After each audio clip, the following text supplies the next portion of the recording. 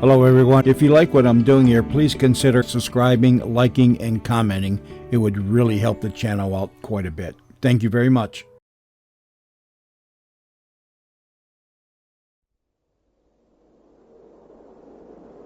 Commissione del Popolo deve avere il suo rapporto, colonnello Dare. Der Bericht ist wichtig. Größte Capitaine Eile. Dare, nos félicitations. Le besoin d'un rapport compréhensif, nous voudrions attirer l'attention des Nations Brought to the Unies. attention of the United Nations the heroism of Major Pierre Lafayette. Pilot Captain Hank Hogan will file his report immediately to you, Colonel Dare. Let us have a full update soonest. We have work to do.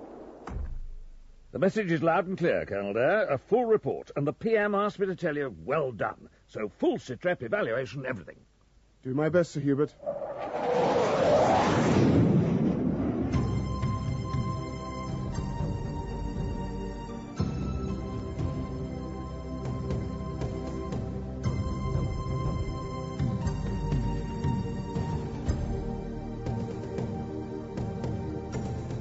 Dan Dare, pilot of the future.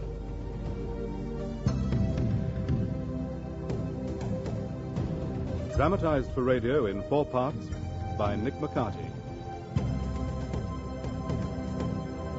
Part 1, Disaster.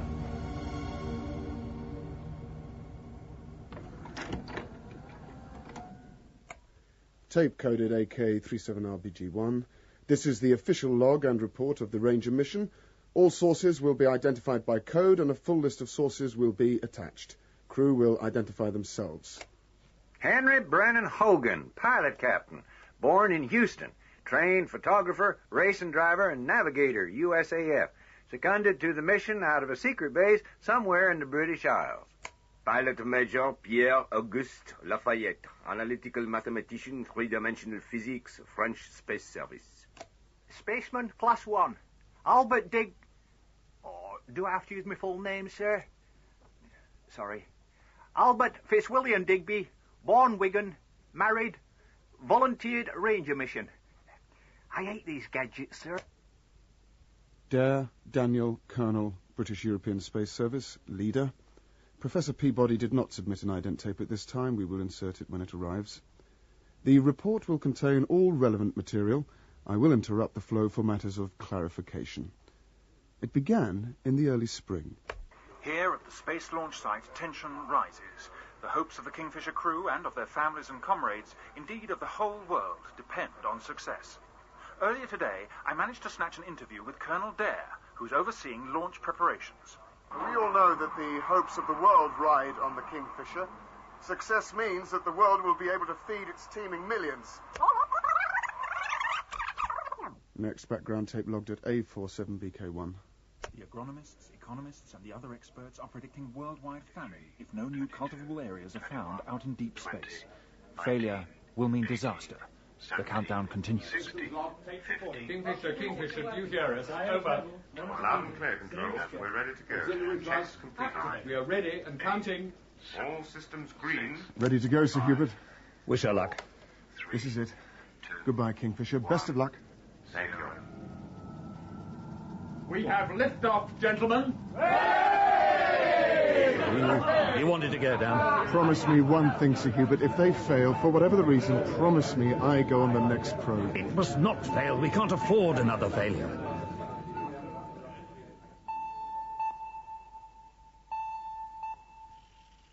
A week later, Digby was serving up my breakfast. Shall I turn the ticker news off, sir? Breakfast is ready. Good, chap. Don't tell me. Bacon, eggs, hot toast.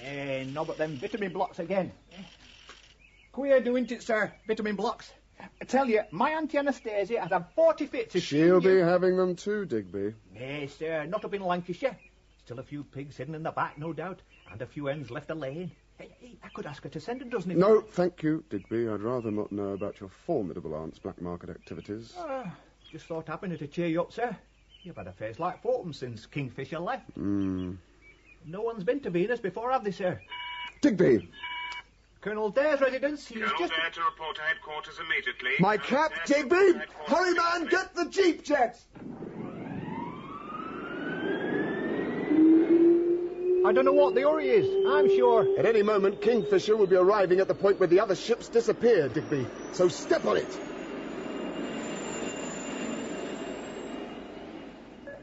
Kingfisher bearing ZN 76AL34.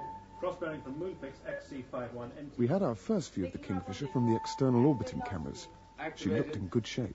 Give me voice contact with Captain Crane. I can hear him, but we can't seem to get through to him, sir. Switch from headphone to speaker contact. This is the critical time. We have a firm bearing, Captain Crane. Good. 3 hours to touchdown? Just approaching the dead zone, sir. Dead zone? What the lads call it, sir. Sort of graveyard, sir. We'll be through it in 10 parsecs. What the? What's that? Check vents. Check all systems. Impulse cylinders, sir. Impulse cylinders. I have no power. My controls are dead, sir. All crew, hear this, hear this. Impulse cylinders gone. Stop jets. Seal 5, 7, and 8 bulkheads. Break out emergency oxygen and pressure suits. Fire, sir! Fire!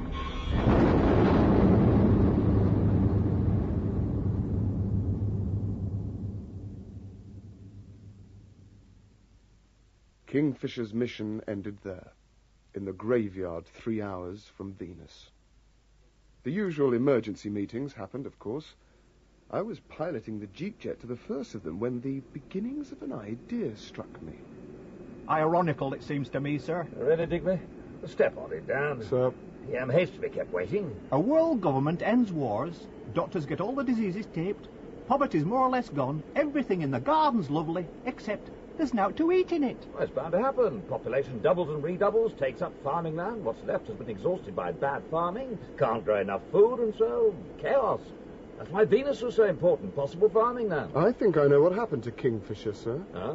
This new class of ship works off impulse wave engines. So? These waves, bounced off the moon, are picked up by the in-flight airships. Yes? Picked up by the cylinders. Well, go on. Say a shield were erected to prevent those rays getting to the ship. Well, they wouldn't have a chance. But who? How? Where? Don't know until we go and see. Do I, Sir Hubert? Go, Dan. Go, Sir Hubert. We have a plan, Prime Minister. We need money and manpower, and we need permission. And courage. Oh, very well. Carry on, gentlemen. Well, no need to wait on ceremony. Carry on. Old-fashioned rocket ships. Rockets went out with the Ark, Sir Hubert. Dreadful things. Build one, soonest, understand? And 3 two-man shuttles to Colonel Dare's design. It's important it has no impulse methodology. No impulse? Mad, Colonel. Rebuild one of the early models. Down here at Space HQ, there is a scene of frantic activity as Colonel Dare supervises the rebuilding of a spaceship that seems to have come from the old museum in London. This may be the last hope for the world. There have been riots in Jakarta and on the western seaboard of America. A news blackout... We are running out of time. She's ready for testing. 3 months from start to finish. I hear you got a new crew joining. Is there no way to keep a secret here? Not about the Ranger. No, sir.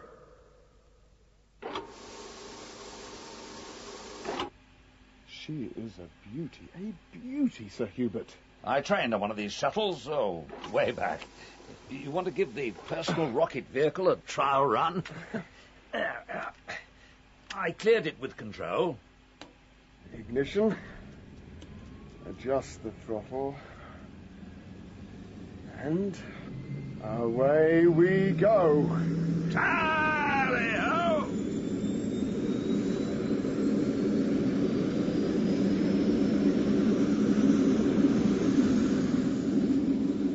Meanwhile, in the control tower...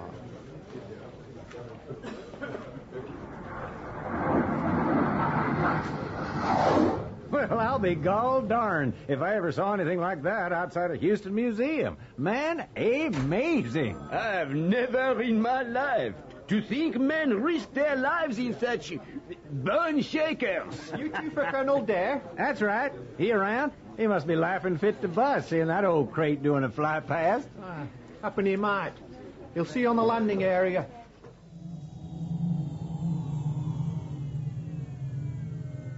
Jumping jets. That crate landed. I have a nasty feeling, my friend. You know this Dare? Flown with him. Hell of a pilot. Hell of a good pilot. Afternoon, gentlemen. Dan, what are you doing in that thing? Flying it, Hank. I have a very nasty feeling. What gives, Dan? I explained everything to them, and... Venus? No chance. Off your little trolleys, boys. A suicide ride. I promised my little wife no trouble. No adventures, no risk, no insurance. Your wife? Second wife. You'd like her, Dan. Hold on, I got a couple of 3Ds. I have more important things to think about, Hank, than wives. You coming to Venus or not? Of course he will come. We are honored. Thank you, Pierre. Hank? She'll never forgive you. Okay. We waited in the mess for the last member of the party. Professor Peabody is usually on time, I understand. Some bumbling old daughter. Remember that trip we did to Alpha Megasauri, Dan, when we took that prof along? He was a damn nuisance. Well, I'm assured by personnel that the professor comes with the highest of recommendations. Sir Hubert, Colonel Dare. Professor Peabody reporting rather late. Sorry. Had to hand over a rather complex experiment on atmospheric pollution and pollen counts to an assistant. I say. Gentlemen, you want a geologist, botanist, and agriculturalist. I am all those. You wish to check my credentials? No, merci, mademoiselle. It is that we are discussing a dangerous, near enough suicidal flight, and we had no thoughts of women on such a mission. We are sure you are a good scientist. Women in space. Damn it all. PM's private line. I am also a qualified space pilot. What do you do in your spare time, Prof? I'm a world expert on orchids. Oh. Prime Minister, Professor Peabody has just arrived. Have we... An order? From the cabinet? Oh, yes, sir, of course, sir. Women. Ah. A week later, we were ready to leave for the planet Venus. Systems locked. Hank, okay? 7, 4, 3, Recording. 0 and holding. Hi, Colonel. All going well. Basic check's nearly done.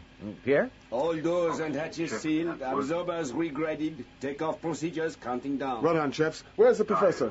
Telling Sir Hubert some home truths.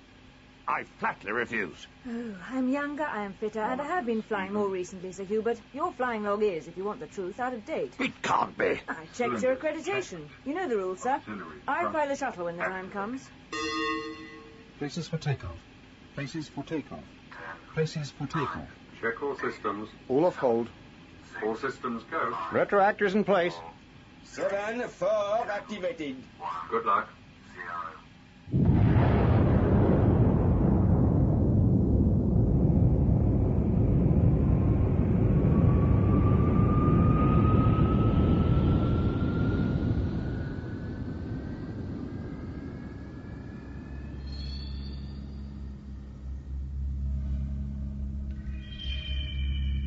We left planet Earth on the 15th of July, and 3 weeks later were approaching what had become known as the graveyard. Each dead ship had left a transponder giving out its call sign to be picked up by any approaching craft. We were kitted up in our space exploration suits and ready to get away from the orbiting mothercraft in the space shuttles. Look all right, do I, sir? That parachute doesn't do much for your figure, Dig, but you'll do. You sure you can handle the shuttle, Mr... I'll manage, sir. Rocket Shuttle 4, Peabody and Sir Hubert, ready. Thank you, Professor. Number 3, Lafayette and Hogan, ready to go. Thank you, Pierre. Ranger, we're leaving you now. Good luck, everyone.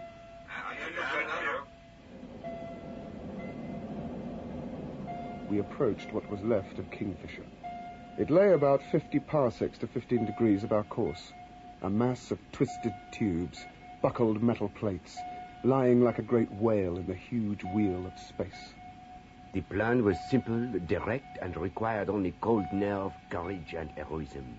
It was not something any Frenchman would have turned away from, of course. Colonel Dare insisted that he should be the one to take the first risk, to go through the shield.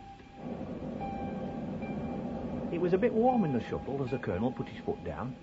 I thought App and my auntie would have a bit of a turn if you could see me now. Our Arthur, she'd say. By Ecky Thump. Near the danger zone now, Dig. 3 and 4, this is your leader. We're going in now. It was all going well. Past the hulk of Kingfisher and leaving her transponders behind. The radio, sir. Blown up. I should have remembered. The radio works on impulse waves. We can't even warn the others. There's fire, sir. And the plates all down one side are buckled and straining. Hold on, Dick. Hold on. Sir, atmosphere warning. We've hit the air round Venus, sir. Yippee, we can bail out of the old Keitel hole together while we slow down. We seem to be in a spot of trouble at this time. Forward to command ship. Colonel Dare has a malfunction. Over. Hey, Dan. Come in, Dan. Sir Hubert to Major Lafayette. Hold your station. Sit rep soonest. Oh, do me a damn stiff upper lip about it. He's out of control. Come there. Come in, please. Come in. Down there. Come in.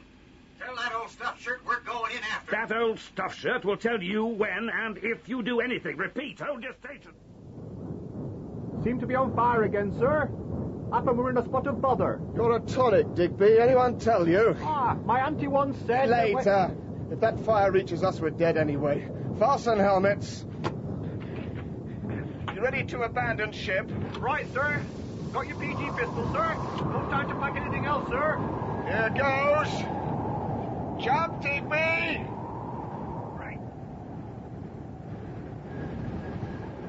Suspended from our parachutes, we activated our personal black boxes so that everything would be recorded. Speech, physical condition, and ambient sounds. Grand. Venus at last. No ship, no radio, no food, no nout. Why I ever joined the space fleet, I'll never know. I lost sight of Digby as he drifted towards the craggy mountains to the west. I was coming in too fast, thinner atmosphere. Directly below was a lake. Get rid of the chute. Quick, quick. Here we go. Here we... Water. Felt like water. Looked like purple soup. And fish. So it sustained life. That was something.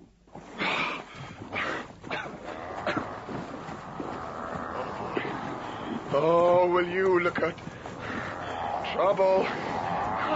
It's a huge, sludge green sea monster. It's fast.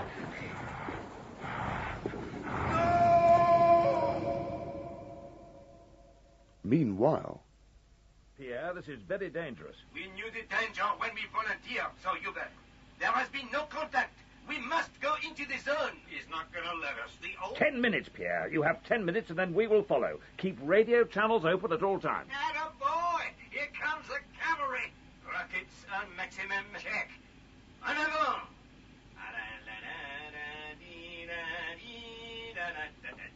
What's he singing, Sir Hubert? An old song, Miss Peabody, a French rallying cry. An anthem, they used to call it.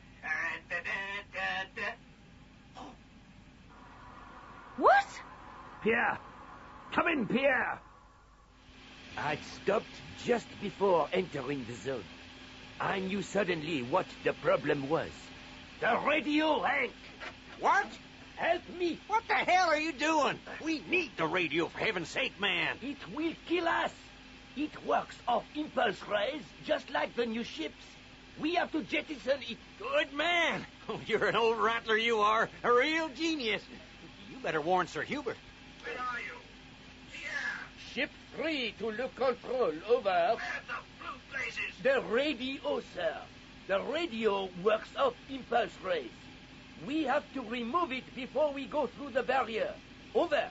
Oh, well done, Pierre. Very good. Jettison the radio and good luck. We will follow you down. Out. Meanwhile... Hey, that were a right welcome for Colonel Dare and no mistake. Up the top of a cliff and looking out, I could see and I could hear. Why, it was chilling, that noise. Nasty, messy place, Venus. Funny water. The colour of me Auntie Anastasia's favourite antimacassar. Like mud at Wigan on a wet day. Captain Dare was out there in the middle of the lake, giving that thing a right hammering. No way to welcome guests, you refugee from Loch Ness. I'll have to put you to sleep, old friend. Thank heaven Dick remembered the paralyzing pistol.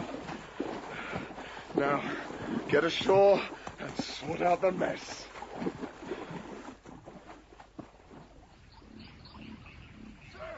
Sir, are you all right, sir? Fine, Dick. How about you? Oh, fair to middling, sir. Oh, bit of a nasty go out there, sir. Oh, I don't see any bus stops, sir. No snack bars, for that matter. Nor anywhere What next? Is that what you mean? In a word, sir, yes. We had an RV planned if one of the other ships got through. Oh, I see, sir. Great, sir. And how do we get to this RV? The coordinates are locked into the infrared compass, all ready to go. All we have to do is follow the bearings. Oh, across the lake? Is that all, sir? Crossing the lake was easy. We built a small raft, set up a chute, a sail, and as the prevailing wind seemed to be in our favour, it took little time to cross the purple lake. Not a sign of our antediluve, our old friend neither. Time for shut-eye? Trust you, dig a completely unexplored planet, and what do? Go to sleep. I'm conserving energy, as it happens. Eventually we arrived on the far side of the lake. The atmosphere was dangerous, but we were breathing through the intake converters in our helmets. We had removed our spacesuits. And ho, we're there. Strange, towering cliff and pillars of shining red stone. Caves and terraces of black basaltic rocks carved by millions of years of sea and wind action. Shanks's pony now, Dick. I don't like the look of this gully, sir. No, them boulders up there. Look out, sir! You think we want it here, sir? Just keep an eye open. Yes, sir. We climbed through the rocks and away from the lake until... Look at that, sir. It's carved, sir. A huge pillar. Never natural like, Colonel. And look, there's a cave behind it, sir. Like it was a gateway or something. We'll take a look, Dick. Careful now.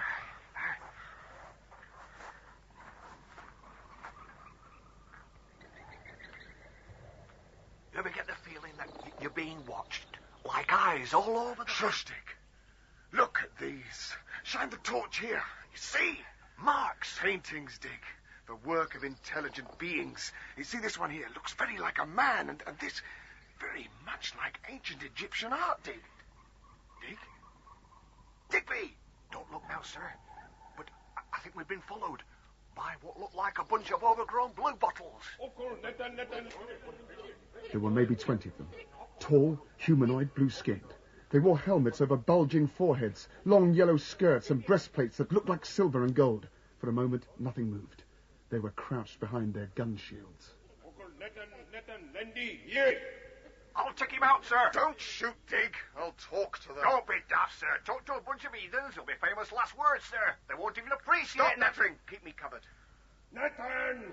Oh, you murderous butcher! I'll get you for that. Here goes.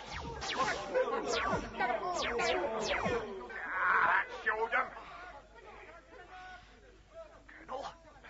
Colonel Dare. I'm all right, Digby. Just stunned. We looked over at the figures paralyzed by Digby. They were virtually human, but I saw no point in waiting to do further research on these hostile blue men. We walked out of the caves and saw across the valley a vast transporter. It was lit by strobing lights and little winking bulbs. Wow! Like Blackpool, South Shore when I was a kiddie.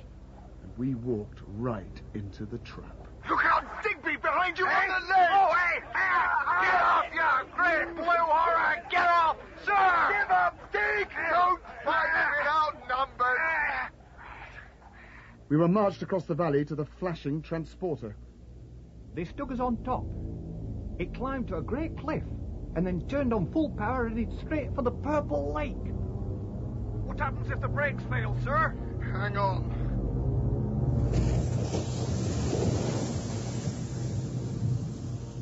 It had taken us hours to cross the lake. It took the Venusian machine less than 20 Earth minutes to speed over the surface. We arrived at a vast ramp leading to huge green and yellow pillars. Domes glinted under the watery light of the sun. The whole city, for it was a city, hummed. The blue men took us under guard into a huge inner chamber and ripped our breathing helmets from our heads. We can't breathe. By heck, sir. We can, sir. It's air, sir. You're right, Digby. The air must have fooled our testers. 3, Colonel, sir. Am I seeing what I think I'm seeing?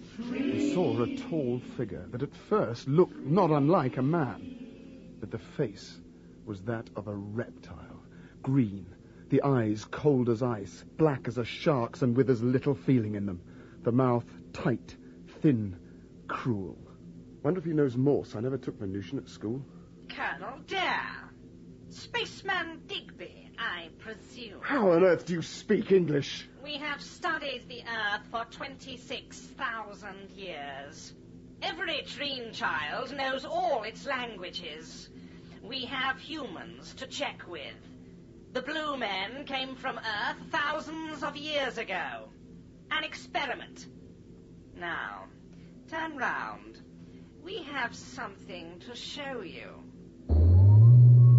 Behind us, on a large stand, was a three-dimensional screen. Held in the middle of the screen, Pierre's space shuttle, just on the edge of the danger zone. Hank, let's hope we are right about the radio. You ready, my friend? Go for it, Major. Good luck and happy landings, Pierre. Well done. We have a welcome for you. First, you can watch your friends die. They won't die. They're not going to hit your ray shield. They don't have to. They are heading for the Flamelands. Flamelands? Our planet is divided into two by a molten belt round the equator. For centuries, we have had little contact with the South.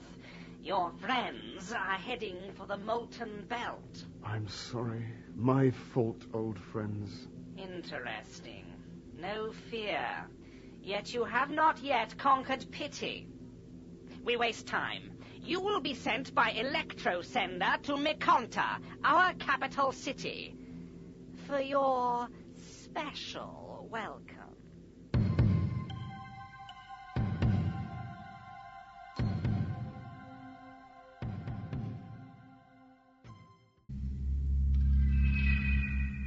The second report of the Venus expedition, compiled from black box recordings, personal tapes and Trident discs. The expedition to Venus had begun disastrously. Our efforts to find food and farming land to feed planet Earth seemed doomed. Digby and I had come through the barrier shield raised by some alien force on the planet, only to be captured by blue-faced humanoids and handed over to their green lizard-like rulers. While we were electrosent 10,000 miles to their capital city of Mekonta, out in space, Hank and Pierre were heading for trouble.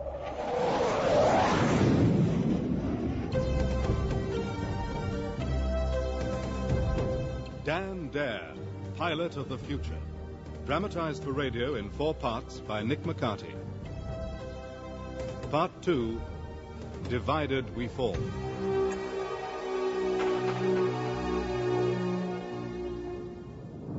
We were flying straight down into a Texas barbecue. A flame belt a mile high spread around the middle of Venus, and already the front dome of our ship was beginning to melt. Pull out, Pierre! Pull her up! Get the nose up, damn it! I had no wish to be a rib of beef. Swing her up! Give her the gun, man!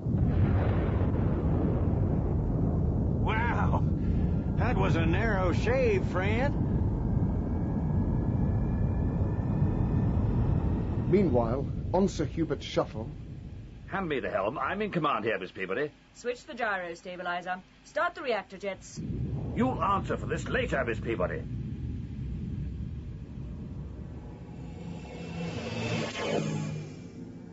On Venus, Digby and I were looking over the glass domes and walkways of the huge mechanical city of Mekonta.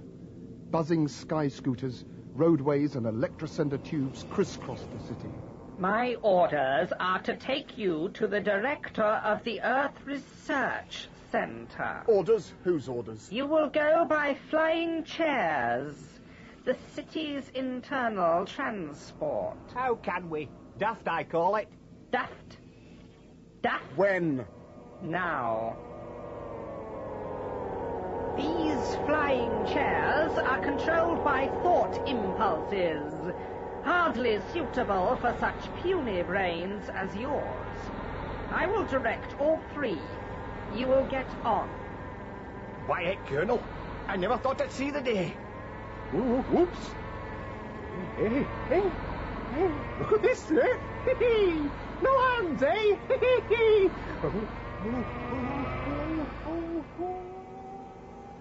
At that moment, the chairs veered to the right and zoomed down into a cavernous building.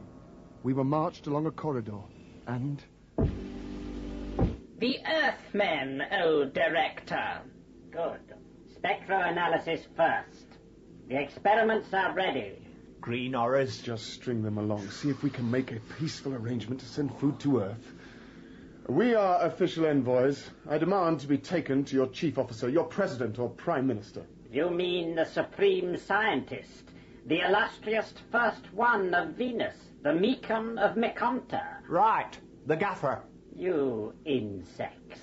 You would not even be allowed in the same building as that magnificent brain. Master, a third rocket is about to land on the northern fringe of the Flame Lands. We have no need of any more specimens.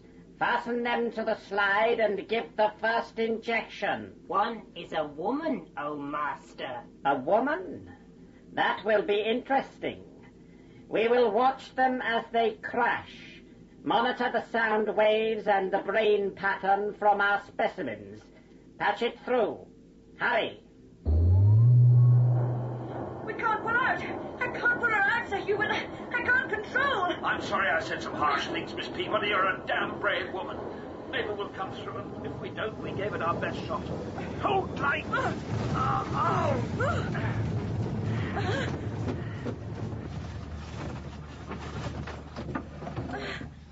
Sir Hubert! Sir Hubert? Are you all right, Miss Peabody? We're dented, but still airtight, I think. Is your observation hatch still clear? Yes, we seem to be in a sort of... Look, Sir Hubert, 10 degrees starboard. What is that? It looks like glass, molten glass. It seems to be moving. It is moving. I don't like the look of it. It's moving towards us. We sat watching, Digby and I, in front of a tri-dimensional screen. Behind us, the tall, green, lizard-faced trees. By heck, sir, will you look at that? It's a moving mountain. It's coming closer to them. Don't let them see your concern, Digby. These green-faced so-and-sos will love that. Love, Colonel? Love? It is something we do not understand. We have spent generations without feeling. We are scientists. Feelings like fear and love and hate we do not understand. That is why we want you to watch your friends. They are going to die. We will observe you as you watch them on the screen. Is it pity that we are registering on your thought patterns, or fear? What are you doing, Sir Hubert? Fasten your helmet, Miss Peabody.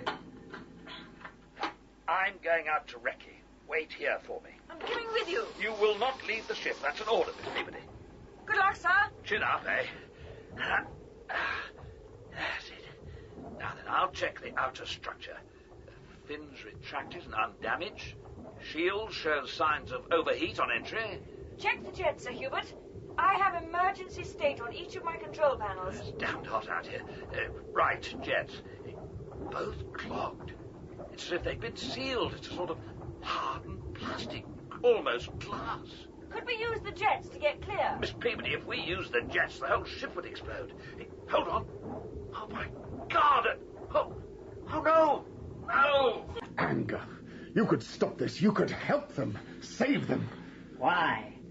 I do not understand. They are at great risk. They could die. We shall learn much if we let them die. They have no hope of surviving. If I could get out of this chair, I'd show you what we think of that where I come from.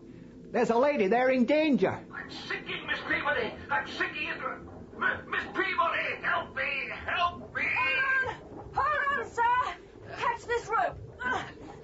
It's tied off to the hatch frame. Hold yourself out, sir! Pull!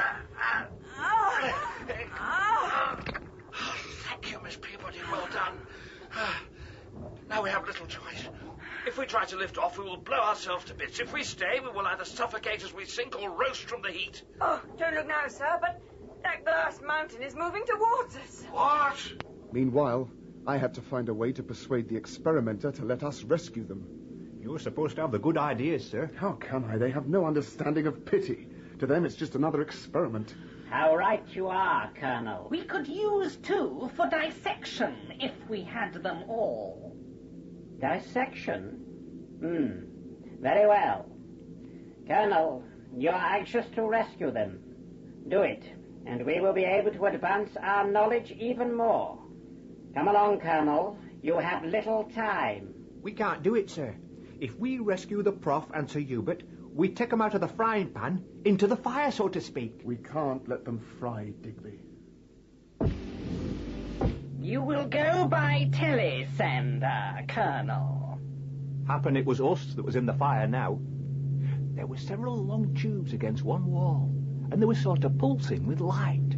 You will step into your tube. Here, chum, you'll not see me in one of them things.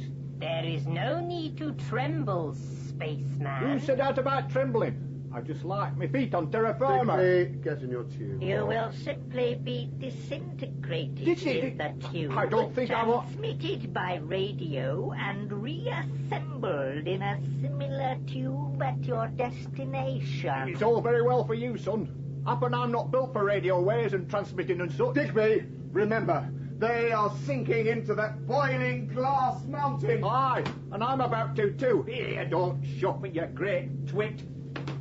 Here, don't get me wires crossed. What's that funny noise, sir? I don't like this. I don't know what's going on here.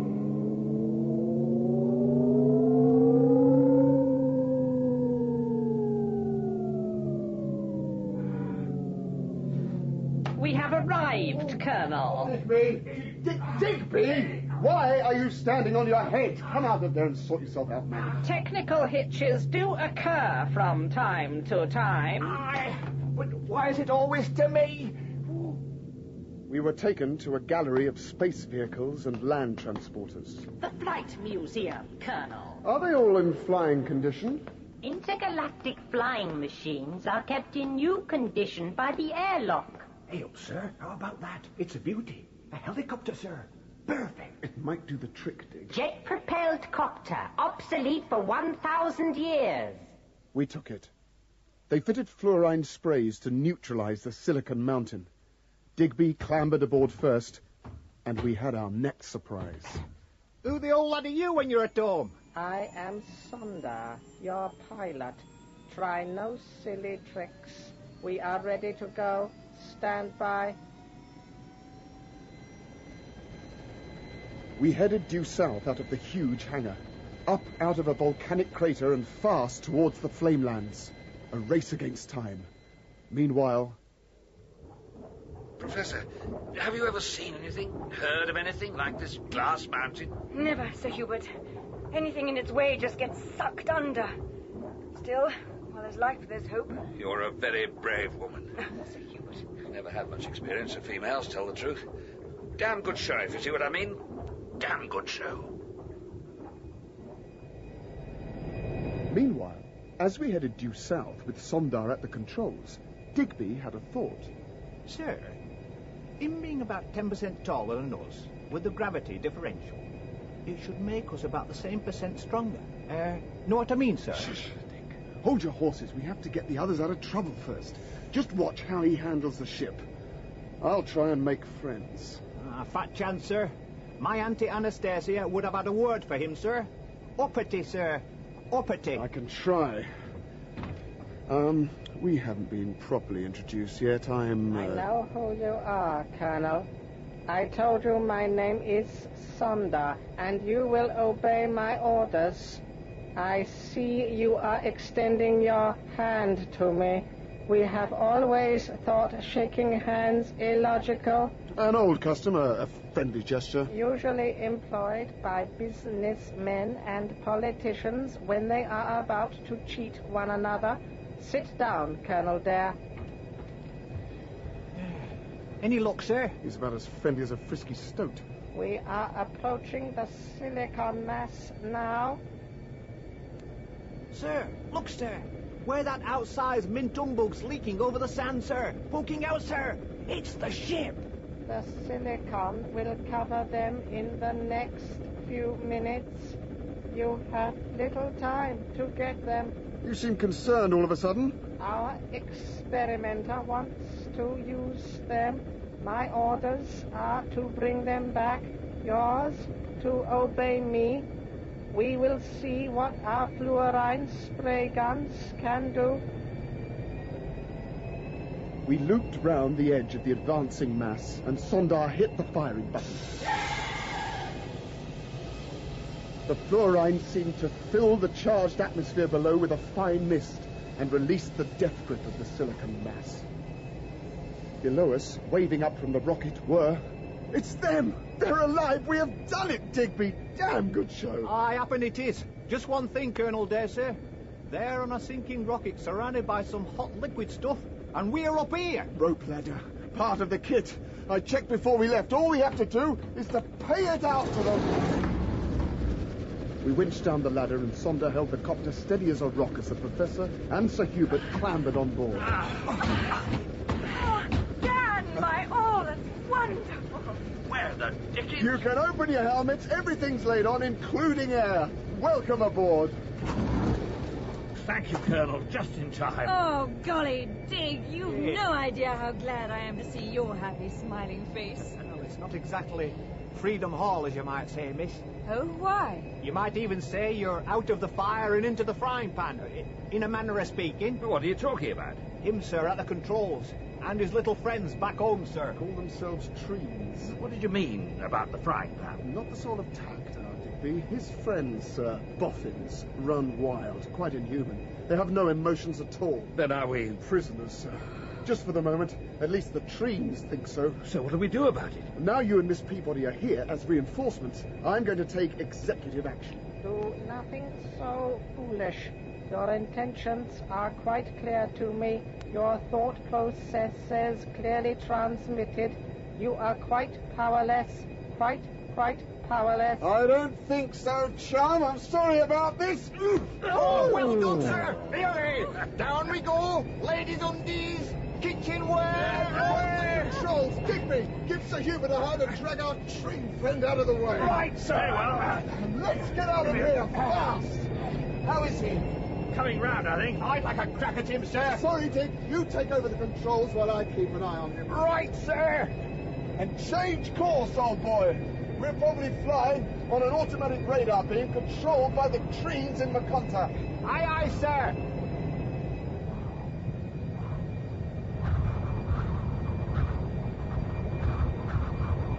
Get in now, due self.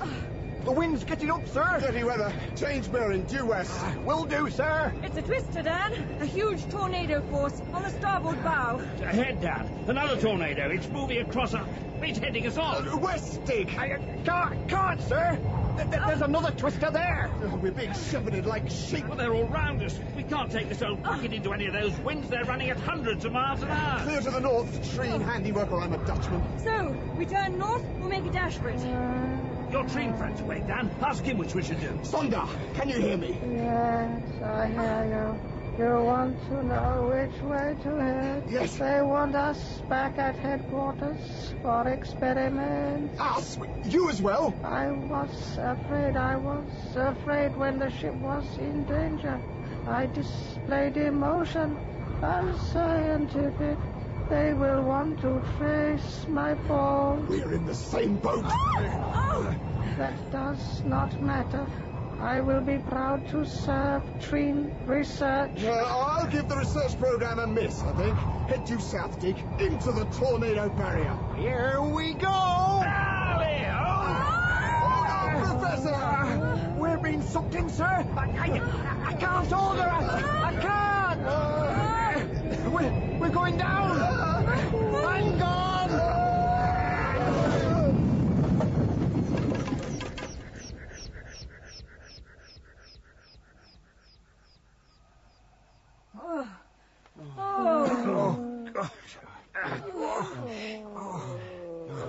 Oh, everyone all right?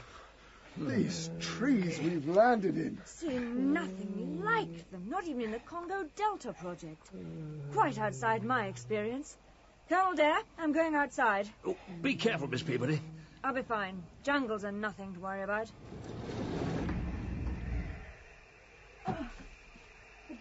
branches are like rubber. Soft, fantastically strong. Oh, it's like landing on a mattress. We were very lucky. Call this luck, sir. I hate creepy crawlies. Happen I'll stay in the helicopter if you don't mind. I have never seen a jungle. I will expand my information. Very useful. Science is knowledge. Knowledge is science. Oh, happen it may be. Oh, the hammers of hell. That's the biggest, creepiest. What is it? I don't know. But I think I'd rather be in the open than trapped in here with it. After me, Digby. What's so funny, sir? You three exiting double quick. Well, there was a thing in there, see? It come in through the hatches. Sondar, we're in this together. I want no trouble from you. They will have us marked down. They will be sending guards to take us back. Then we won't hang about here. You all fit? Yeah. So, Hubert, Prof, have you any weapons with you? We have our paralysing pistols, that's all. Right. Dig, got the infrared compass? Yes, sir. We need it to make the rendezvous with Hank and Pierre. If they're still alive. If they manage to crash outside the flame belt, they will be. Take more than a green tadpole dressed in a copper wire corset to finish off Hank and Pierre. It can't be hotter in the flame belt than it is here. It is 690 degrees and 90% humidity here. The flame belt has no humidity and a temperature of 2,000 degrees. Come on. I know one thing. They give a few pounds for this weather in Wigan Wakes Week. Hey up! Wait for me! Meanwhile, back on Earth. This is the International Headline News, brought to you courtesy of the mineral drink that cuts down hunger while it alleviates thirst. The fate of the 3 shuttle rockets from the mothership Ranger is still not known. They cut off all radio contact in order to get through the shield round the planet Venus. There is still no news of space veteran Sir Hubert Guest. Radio silence blanket stares rockets as Mothership Ranger returns to Earth. Interviewed in her West Street home, Mrs. Digby, wife of Albert Digby, spaceman first class, said, "He's got true Lancashire grit. The lad'll be back. He'd best be. He's got me and 5 kids to be responsible for." Across the world, tension mounts. Rioting is reported in Peking. Ration cards were not delivered to 5 million people. Emergency measures are being taken to preserve strategic supplies of food around the world. Senator Hartwell of North England called for a UN inquiry into the activities of Vitamin Eats Incorporated. He accused them of using inferior quality food rations in America and Europe will be cut to rebuild reserves. That's enough of that. I've heard enough to last me a lifetime. And what did you mean about our Albert having a responsibility? Well, he does, Auntie Anastasia, he does. I told his mother when he married you. I told him when he brought you round. I said then you were not right. He's got adventure in his soul as our Albert. I'm proud of the lad. You are, but he still has me and the kiddies to feed. He has. And you know as well as I do that our Albert's sitting somewhere with his feet up and a nice bacon sarnie or a chip butty to hand. He's had the luck of the Digbys all his life. I know Albert Fitzwilliam. He'll be snoring in peace and comfort, I'll be bound. Oh, my heck! Oh, thump! Oh! We slashed and struggled our way through the dense jungle away from our crashed copter. We had to avoid the Treen guards who would be after us and try to make contact with Hank and Pierre. If they had survived. It's hopeless, Professor. We're never going to get through. Wait! What is it? Shush, listen. To the right. It's a river. If we head for it, we may find it easier going. Follow me! Suffering snakes! Quick! So you don't have a pistol! Hurry! Here, Sam, take it!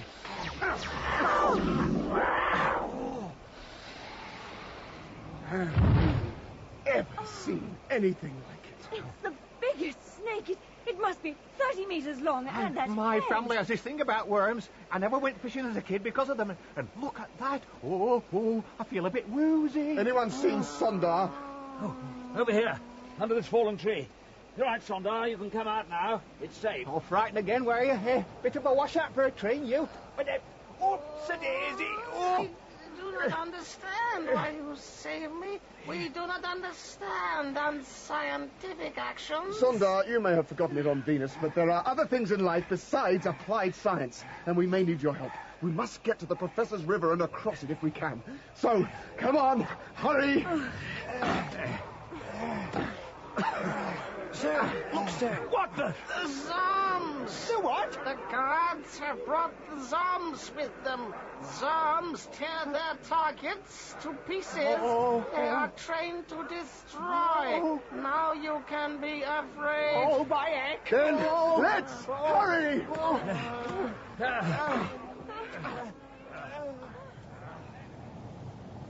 We came to a vast wall of water, maybe 1,000 feet high, pouring down into a huge, dark hole. I've heard of Niagara, but this is balmy. Those zombies are getting closer. Digby, stop chatting and get on. We have to climb those falls, all right? Aye, sir. No time like the present. Might as well get going.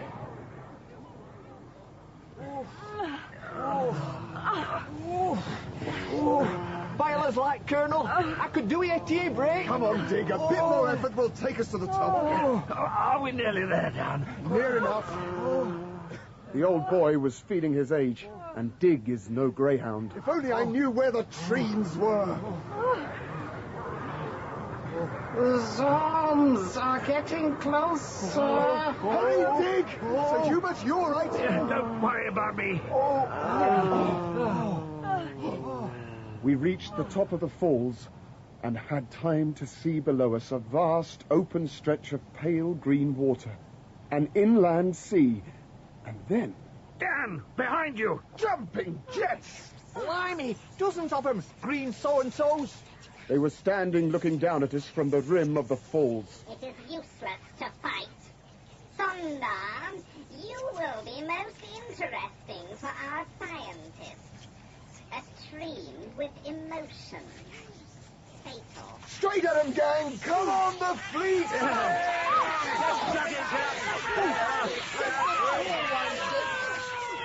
For a moment, it looked as if we might win.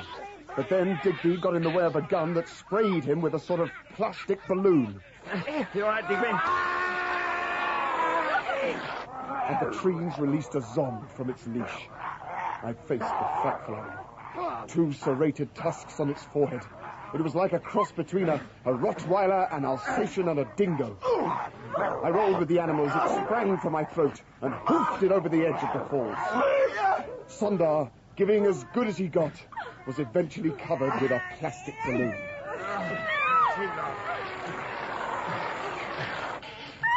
Dan! The professor! Out of my firing line! I KO'd the tree who was menacing Professor Peabody. He fell backwards, and Sir Hubert's stun gun took me full in the chest. Dan! Oh, my hat! Dan, get back from the edge! Dan! He fell, twisting and turning as he went, paralyzed, into the white, foaming water below the fall. It was all over then. The trees cocooned us all in eggs of clear plastic and prepared to take us away. It is unfortunate we lost Colonel Dare, but he will never return. Take them. This is Sir Hubert Guest's diary tape for the file and report to the UN. I had killed Dan, I knew that. So when they led us away in our plastic bubbles to the city of Maconta, I was not really taking much in. Digby was kind. You couldn't help it, sir. Dan would feel more pain. I wish I could say the same for our prospects. Digby, the professor. You are now ready to help our scientists. Old Earth custom. Ladies first. I'm not afraid of you. I do not understand. Afraid? The frightful chap went to the professor with a ray gun in his hand. The disintegron is the only way of cutting this plastic. You will not try to escape again. No one tried to escape. Sondar did his best. Good chap, but he was turning out to be. Meanwhile, in a vast audience chamber, high above our cell. The earth creatures and Treen Sondar are prisoners, O greatest one. The 4th is dead. An accident! An accident! There are no accidents in a scientific state. Destroy that guard. No failure in a scientific state. Science is all. Bring them to me. I will conduct the final dissection. They will learn that the Mekon of Mekonta, the supreme brain of the universe, will never fail. There will be no defense for Earth when we decide to destroy that miserable planet. Bring the prisoners to face their master. The Mekon speaks.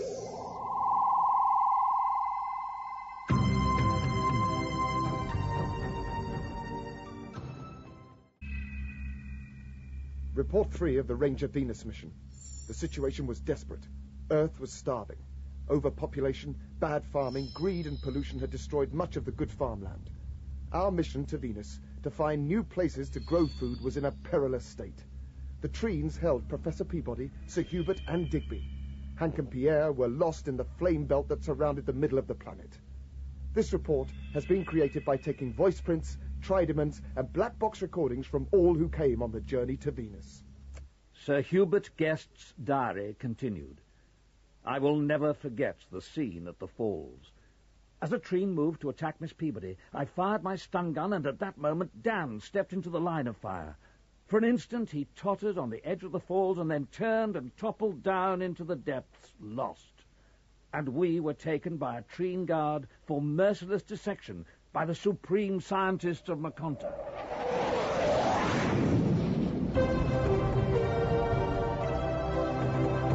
Dan Dare, Pilot of the Future. Dramatized for radio in 4 parts by Nick McCarty. Part 3, The Mekon.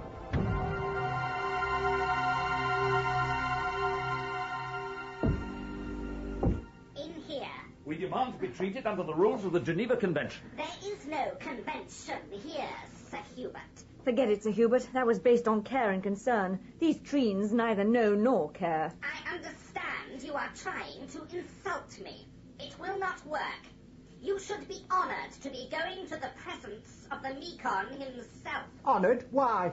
He may have you dissected, oh fat one.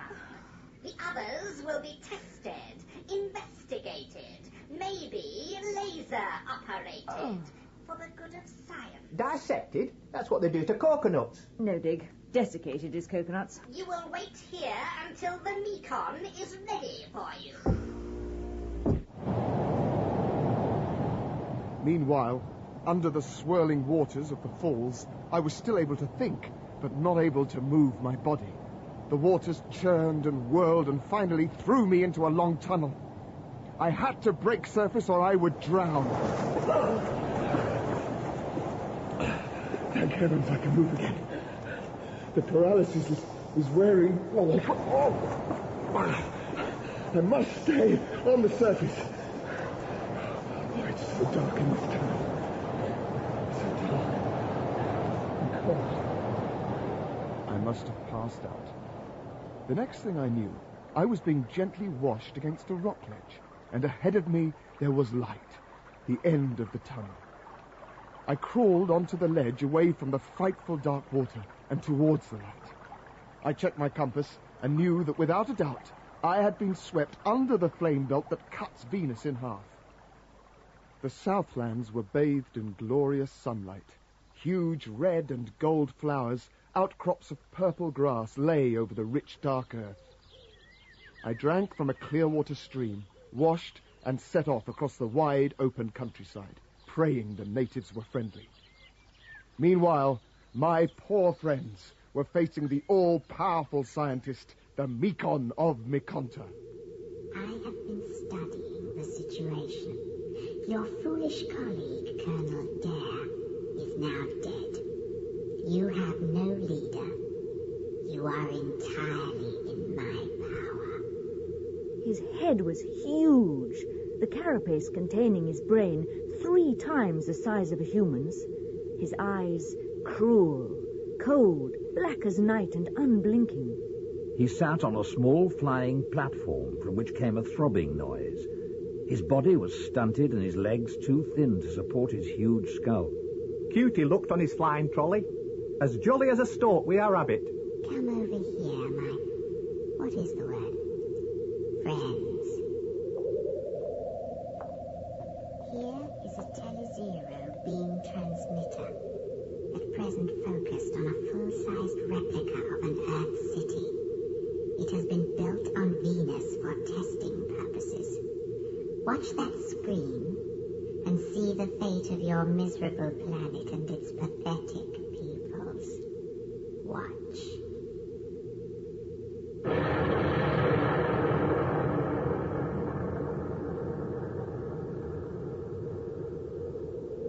There's nothing left of the place. Nothing. People, whole populations will die. Yes, dust also.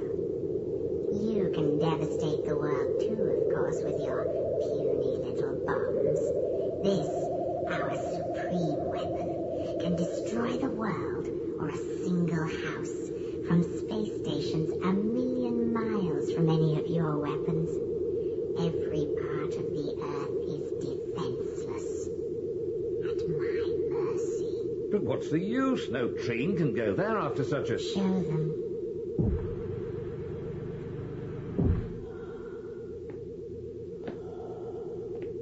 In-water train, in full protective gear, plus a rebreathing apparatus. I see you understand. Go. I tell you something for nothing. They'll be wild about him in Wigan. Very clever indeed. Naturally. Now, we are going to use you. You will be useful in the final stages before we invade planet Earth. Invade? We need to know the extreme limits of human resistance. Then we shall extract your brains for further study. Sonda, you intrigue us. A Treen who has somehow mutated wrongly. We have looked into your parentage, your history. It is not clear yet how the mistakes can have happened. We will later personally direct your dissection with the laser scalpels. I am at the command of science, Omicron.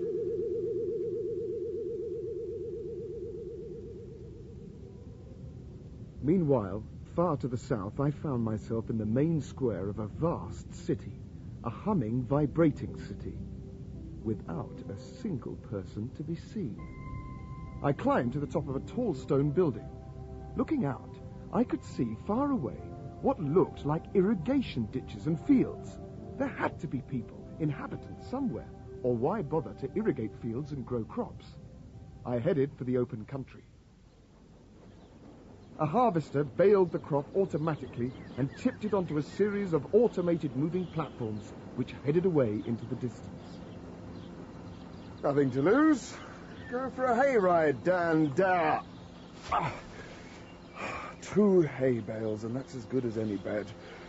Right then. Oh, call me with a nice cup of tea at 10, Stuart. The self-propelled trucks carried me across the hills and valleys of southern Venus, over bridges and through tunnels, humming along with its load of farm produce. I went to sleep, and nearly died as a result. At its destination, a metal-toothed grab loomed over the bales of hay. What the... Oh! That was a narrow squeak. Hi, Earthman. Who the devil... You speak English? We have 2 other Earthmen in our house. What? You won't tell my father I was at the transporter junction. He says it could be dangerous. He's right. Look, I need to meet these other Earthmen. I can take you. Come with me. Hank Pierre. Mon brave, mon colonel Dan. Wonderful. Incroyable, mon vieux. Where are the others? How did you get here? We thought you were dead. What happened? I told them all I could. Hank and Pierre had crash-landed just south of the flame belt, and even as we spoke, their shuttle was being repaired. They introduced me to Volstar. He was a leader amongst these trusting and generous people called Therons. They were like us, apart from their deep desire for gentleness. Aggression for them did not exist. We had despaired of you and your friends, knowing that you had landed in the north among Treens. We have not been in contact with the Treens for centuries. The flame belt has kept us apart. We are worried to find you have managed to pass through the flame belt. Our defenses against the Treens will not stand up to their sophisticated weapons. I didn't come through the flame belt, Volstar. Then I how? came under it. Howling hyenas? Under? How? I was carried by a subterranean river. It is very important that you meet with our leaders. As soon as possible. I understand the situation on your home planet is desperate, Colonel Dare. We need help. We need space to grow food for Earth. Here, perhaps. That will be for our Parliament to decide. You will be seeing our President, of course. We must hurry. I have 2 urgent tasks. Fix up a supply of food for Earth and rescue my friends from Mekonta. 3, Colonel. We have heard via our radio satellites that the Mekon plans to destroy Earth. Certainly. Someone has to get back to your mother ship to warn your planet. Your shuttle rocket, Pierre? We'll be ready in a few days. These guys may have given up living in cities or being ruled by machines, but they sure know their way around with a monkey wrench. Volstar, I must talk to your president now. My house is already traveling towards him. Your house is what?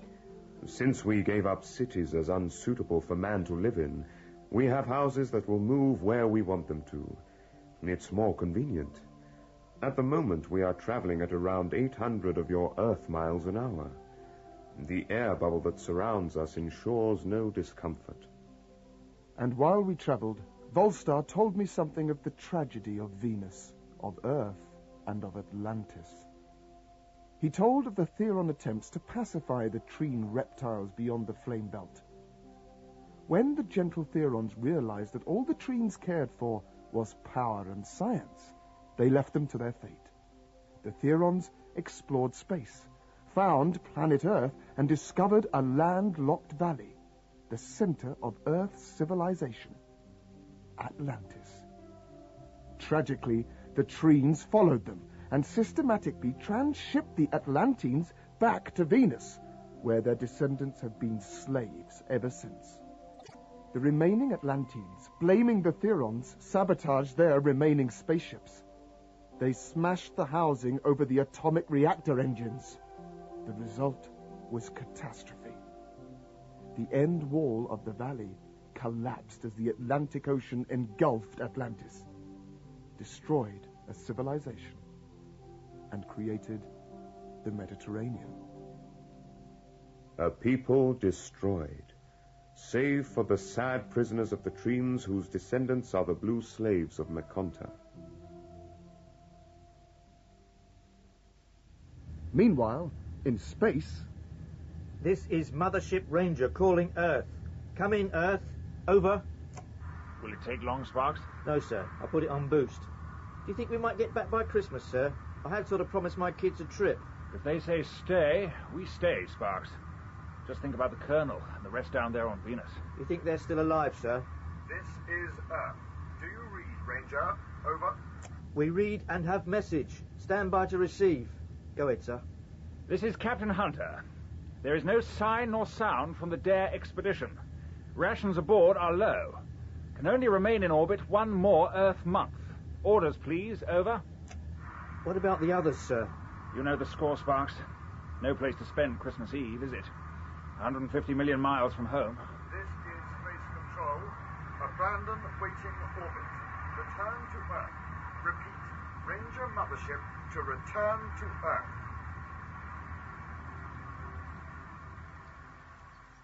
Meanwhile, in the beautiful tree-filled courtyard of the Theron's president's house, I tried to persuade the old man to help me go back into the north to rescue Digby and the other crew members. Naturally, we grieve for your friends, but there is little we can do to help. I can't just sit and grieve. These people rely on me. You cannot pass through the barrier erected by the Treens over the Flameland. And you'll do nothing? Hey, come on, man. Don't get too heavy. We have achieved the perfect life here. Happiness and peace for our children. We mean to keep it. And the rest can go hang. The Treens are planning to attack Earth, and you just sit back and enjoy your music. Great. Pity is fine. Grief, too. But if you let the Treens commit crimes you are able to stop, then they become your crimes, too. You sit here and read poetry and smell flowers while our Earth children are starving to death. You would sit here listening to music and talking to your wives while our wives are being butchered by trees. Some civilization you have. Dad, cool it. President Kalon, I apologize. No. I am shamed by what you say, Colonel. We will do all we can to help. Meanwhile, in Maconta, Dig and Co. were suffering terrifying endurance tests. I've told you. I was born in Wigan, and I know folk there will not stop fighting because you turn up. Why? If they know we can kill them all, why not just give in? You'll not understand, son. Pride. You can't frighten me with dentist drills or whatever that is. The genetic pool is such that man seems to have created many differing versions of himself. You treens are only clones of each other, true? That is more efficient. Maybe, but for a scientist, random ideas can sometimes lead to exciting results. You understand? I must ask the Mekon to talk with you. I do not understand. You can question me till you're blue in the face. It doesn't change the fact that the Earth will go on struggling to survive whatever you may think. Free and not as slaves. Then they will be totally deleted from the universe. Meanwhile, south of the flame belt, we were busy. Are you sure you can do it alone, Colonel? I can if I can go back disguised as an Atlantine. So what are these Atlantines like, man? I'll try and describe. No, there's no need. We can make a Trideman with your help, Colonel, with this telepathy helmet. This what?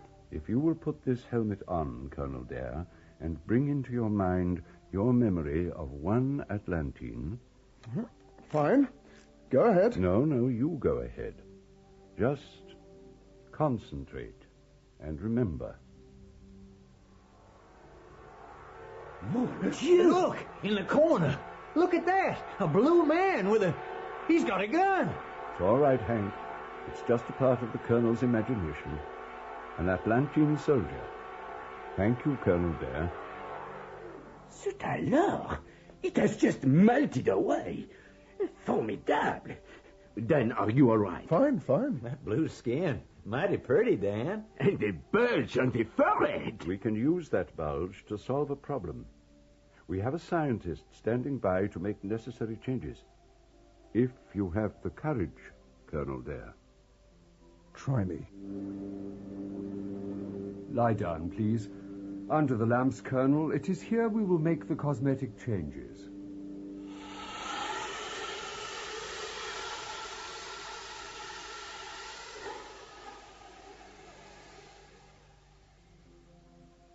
When we saw the colonel next, he was a changed man.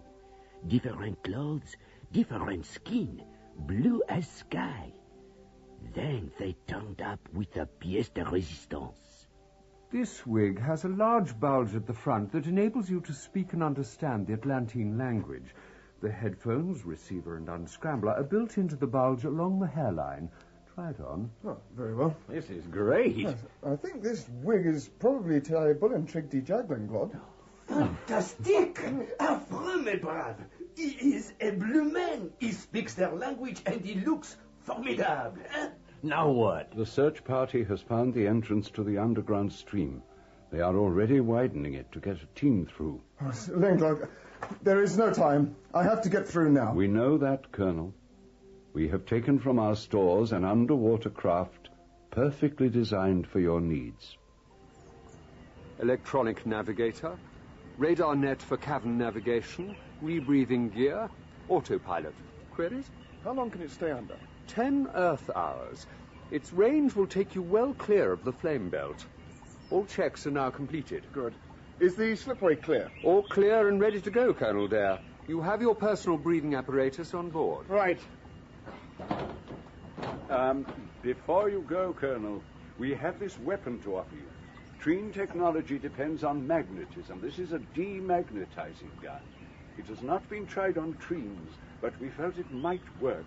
It is the best we are able to do. Thank you, Mr. President.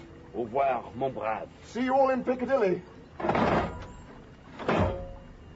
I don't mind admitting that for a limey, Colonel Dare had guts. He locked himself in that submarine-type contraption as if he was going for a spin down the Delaware. Good luck!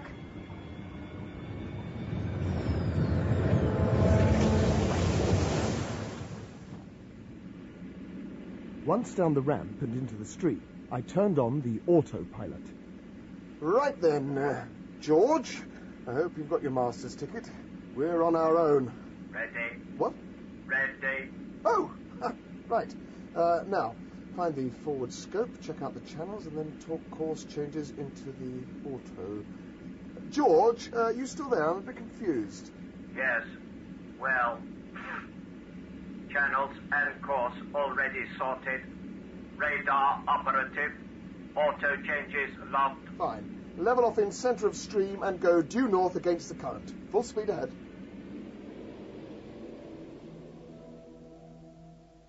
Hank, Pierre, I've just heard that your shuttle is repaired and ready for firing. Great! We need to make visual contact with Ranger. Tout de suite, as we say. There has been a homing device fitted. It will bring you safely back here if you cannot contact your mothership for any reason. We were ready and on the launch site in no time. Motors, go. Seals, go. Retros activated. Go. Comms internal systems, go. Okay, man. Let's burn some juice. Rocket takeoff from southern hemisphere. Tracking devices activated. Check all screens. Inform the Mekon. Inform the Mekon. Inform the Mekon. Inform the Mekon. Alert all tracking devices.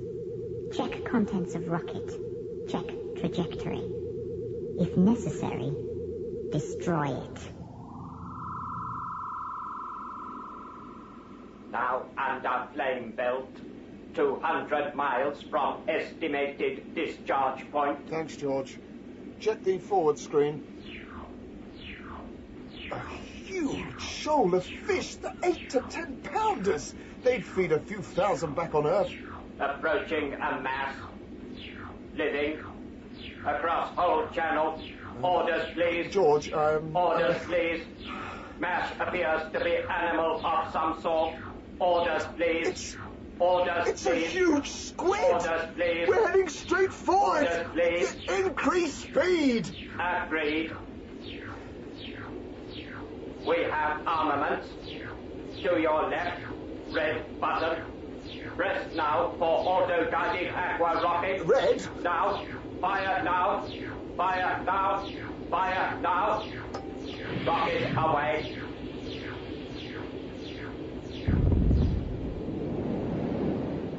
All clear. Reducing speed to safety level through debris. Stay on auto. Hours later, we emerged from the tunnel. Now hear this. Now hear this. Steady, George. Up periscope.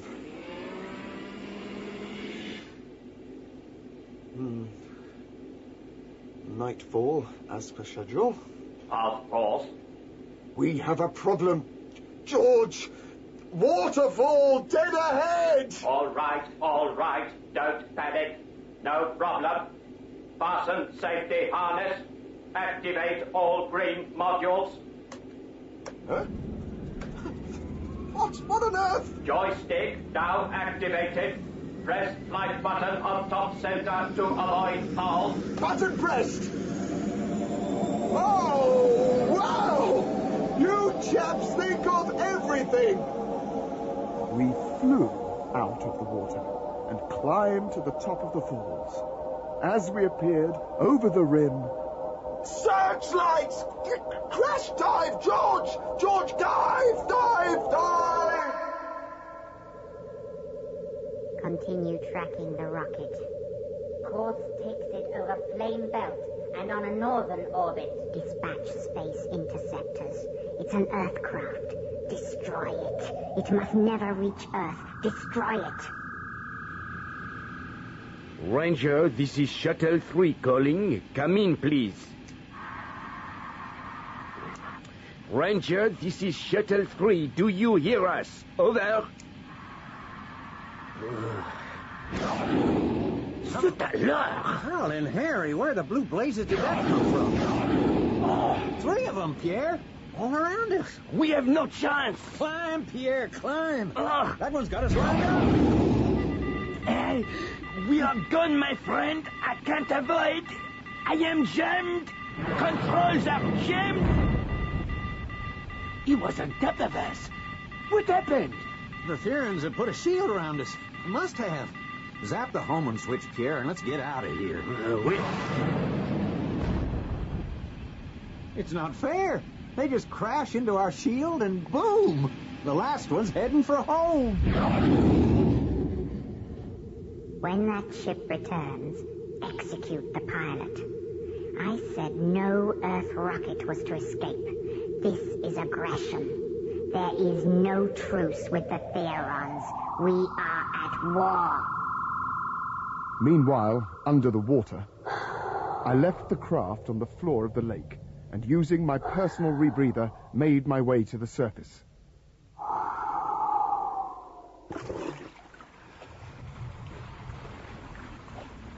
Once out of the water and away from the watering holes of the huge reptiles that lived in the wilds of the Treen hemisphere, I dumped the underwater kit, changed into the Blue Man's costume, put on the translator wig, and, using an old map provided by one of the oldest Therons, headed towards the Atlantine reservation.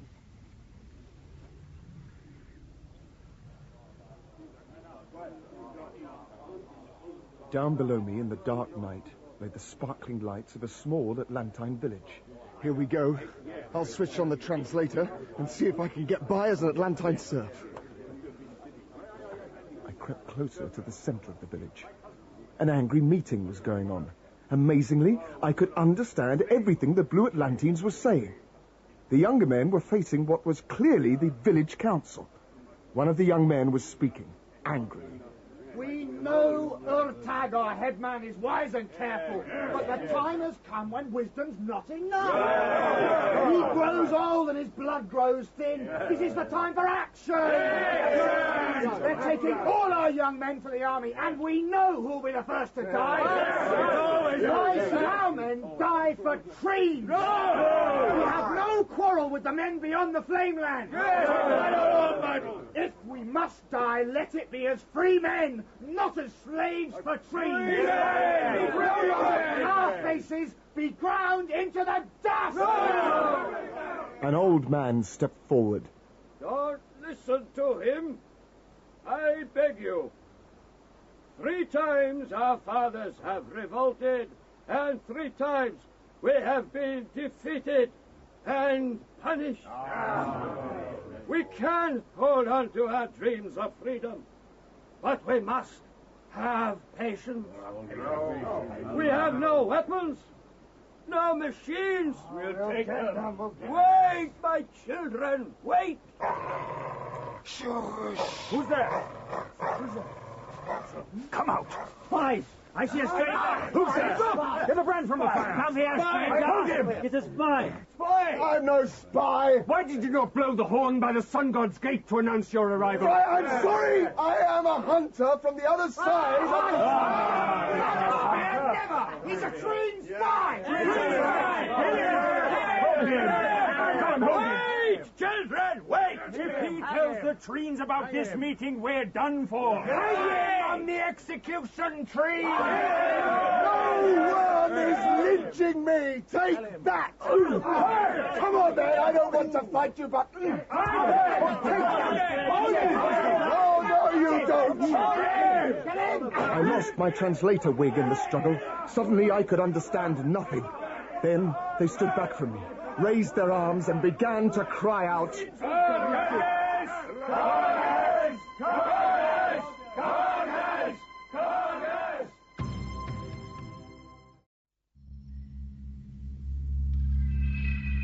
Report 4 from the Ranger Venus mission, compiled from personal black box tapes, Tridimans, and voice prints. Earth was in peril from famine, and the Ranger mission had been sent to discover possible farming sites on Venus. The planet would have been perfect, except that a race of reptilian cruelty, the Treens, was ranged against a race of gentle and thoughtful people, the Therons. I had volunteered to rescue 3 of my crew. Disguised as a blue Atlantine, slave of the Treens, I had ventured into the Atlantine reservation. Cargas! Cargas! Cargas! Cargas!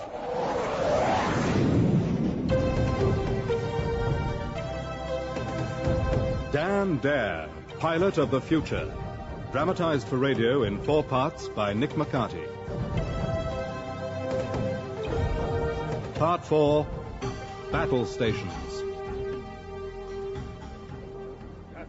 The Atlanteans raised their arms in salute. One of them returned to me my wig with a built-in translator, which I had to wear to understand their speech. Stranger, forgive us. You are welcome here. We have things to show you, things to explain. Come. We went into a long and old stone building. You see here an ancient hero, dead many centuries. A forgotten art was practiced then to preserve the body. Standing in a dark alcove stood a man of about 6 foot, dressed in loincloth, carrying a spear, and only the palest of pale blue. He lived and died a free man. The Treens never caught him, and our legends promise that one day he will return to lead us to freedom. There is one thing that marks him out from us. His forehead has no bulge, like mine. Kargaz was his name, and you carry it now as well. He was old Earthstock, as you must be. I am. Tell me no more. For us, you are Kargaz. You will help us win our freedom. And you can help me release my friends who are prisoners of the Mekon. We will try. The Treens are coming! They round us up like animals. Make us fight people we have no fight with. It struck me that joining the Treens' army might speed up my getting to Mekonta. Meanwhile, in the Mekon's audience chamber... Remove the shield over the plane belt. Yes, Send Omicron. reconnaissance planes over Theron land. Yes, Omicron. Make the reflector spacecraft ready for takeoff. Prepare for war. Treen stormtroopers marched us Atlanteans to the nearest police post, and from there we were herded into electro-centers.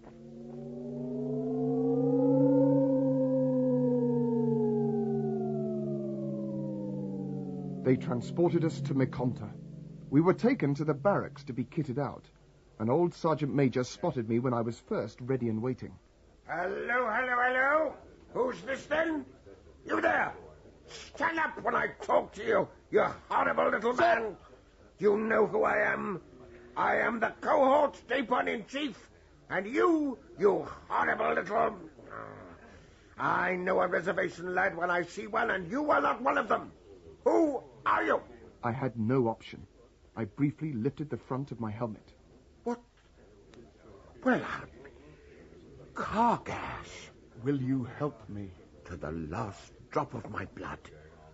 I've prayed all my life that you turn up. Just give your orders. Meanwhile, in the Mekon's audience chamber... We have observed you Earthmen to be stronger than we thought. Oh, heck. I'd love one of Auntie Anastasia's aspirins now. We have found a way to defeat your planet without giving ourselves too much trouble. You are mistaken, sir. Humans are emotional to the point of weakness. We have ways of playing on that. You will help us. We will not. Never. I think you will. Count me out, you stinking old toad. Hear me. I, the greatest, the all-seeing and all-wise, know how to defeat these zeros. We will send a ship to Earth with pictures of the prisoners, as if injured on landing, but now being looked after. They will make a recording telling their fellow men how good and kind we have been. We will promise those fools on Earth food, but first we will tell them we have to build a transfer station on the moon. And then we will have our telezeros installed, and the Earth, with its great magnetic fields, its minerals and its industries, will be ours to pluck. Its population, our slaves, we will rule the universe. You're barmy. You will pose for some pictures, record your messages, and then you will be spared to work in the mines at our North Pole. I can smell rats of you got close by. Green, nasty, and putrid. Words, Digby, do not hurt me. Now, we will put Miss Peabody into the gas chamber. What, eh? And you may watch Her slow and excruciating death on the telescan. I'm sure you'll enjoy it. You swine! Hold on a minute, sir. A message, you said, to home? Yes. I want to tell Auntie Anastasia how much I miss her. Digby, I order you not to give in. We don't have a chance, Sir Hubert. And Miss Peabody might be gassed. Then he winked at me, old Dig. Something was going through his mind. I wasn't sure if I could handle it or not. Sir Hubert refused to talk to me. In his eyes, I was a traitor, and I could hardly explain there and then what I was trying to do. Meanwhile, unbeknown to us... Left! Left! Left! Halt! Position of first degree! Move! Good! Good! The Dapon-in-Chief was a typical Sergeant Major on the face of it. Curling moustaches, blue face, almost purple in parts, the bulging forehead of the true Atlantine Venusian. His priestly forefathers had taught him English. I did my best. While the old boy drilled me, his son checked the whereabouts of Sir Hubert, Digby, and Miss Peabody. Position of alert! Good! We'll make a soldier of you yet!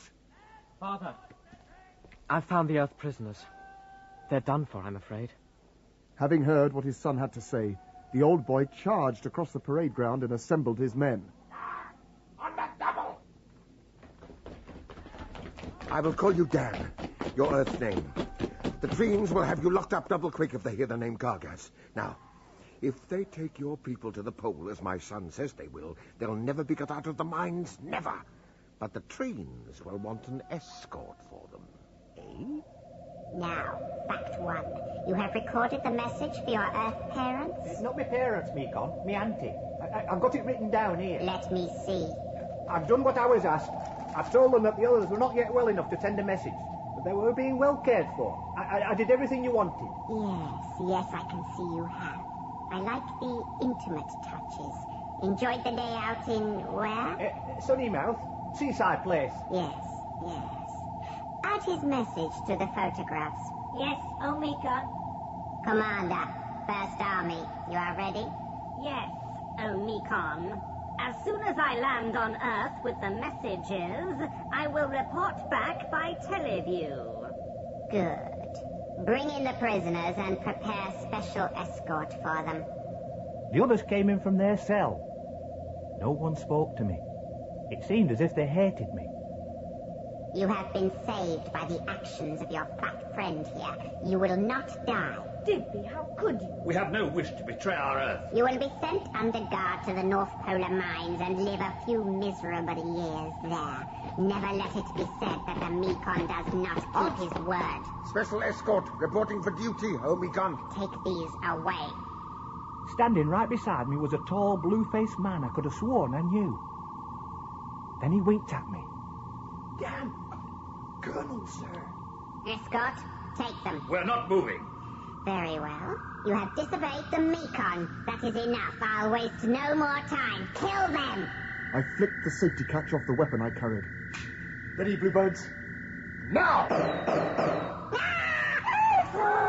I blasted the floating platform from under the big-headed Mekon. He fell to the ground and hadn't the strength to get up. I grabbed him and put my gun to his head. One move, and I'll kill him. Run out the train guard. Lock him up in that room at the end. If it is secure, there is no time for explanations. Dapon, you know the way around this insect's fun palace. Get us out of here, quick. This way. We ran out of the chamber and along a steel-lined corridor. No one tried to stop us. Nothing moved. We turned a corner, and then... Door 77A closed. Monitor them. They have the Mekon. The next Mekon is still a pupa. We cannot let him die. It will take 50 Thanets before our next Mekon is prepared. Isolate them at the top of the building. Televiewers on all corridors. Go right, Dan, and up the stairs. We can't go up much further, Dan. Well, there's only this gallery. Hey, look at that. Hey, just a thing for an escape party. Flying chairs, a ferry bicycle park. Can you work those things, Dapon? Thought control. Too powerful. The Mekon could if he woke up. but he'd direct us straight to the nearest lockup. Can you fly these bikes, Sonder? I will do my best. Well, no one will dare attack us while I have the Mekon under my arm. Come on! All aboard! I have to have help. You must all concentrate. These work on powerful thought waves. I need help to deal with all these spikes. Are you ready? Remember, Dan, keep the Mekon asleep, or his thought power will shatter my grip on the machines. Pleasure. We set off from the bike park out over the city of Maconta. Because you look sweet, sat on a seat of a bicycle made for two. Digby, what have you got to sing about? You betrayed us. Me, miss, you better look in the following wind. If they do deliver those messages, my auntie is going to smell a rat. You'll see. Look out behind! Hey! They were coming at us mob-handed, a complete battle squadron. Cease this foolishness. You are surrounded and have no chance of getting away. You fly away, Sunshine. If you don't give us a clear sky, I'll snap this Wonder Boy's neck over my knee. It worked, Dan. They're shearing off. Sondar was magnificent. He managed to hold us on course to the space station and the waiting rocket ship. No one gave us any trouble there once I held up their Mekon by the scruff of his chicken neck. It was easy, and, like a fool, I lost the advantage because it had all been too simple. Hey, whoa, what the... Mekon had been waiting his chance. He flew the bike away from the space station and the rocket ship on the launch pad and out over the Purple Lake with me still on it. No way could I override his massive brain power. You see, Colonel Dare 2 can play the hostage game. I can sling you off, you little pipsqueak. Do that and the bike will deliver you where I have preset it to go. My guards will kill you so exquisitely, and your friends will die too. They could take the rocket. They won't. They are humans, so loyal, pathetically sentimental. They will try to rescue you. I have a small surprise for you, Mekon. A present from the Theorons. A demagnetizer. Can you swim? You think I have time for foolish sport? Too bad. I press the button on this and the bike will fall out of the sky and into the lake. It destroys the magnetic field. What's your brain going to do about that? Here goes. You fool!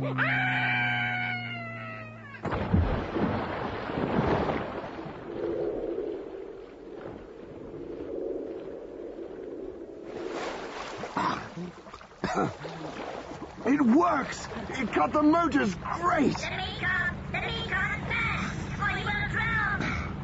They picked up the little insect and then turned for me. Death rays churned off the water around my head. I died.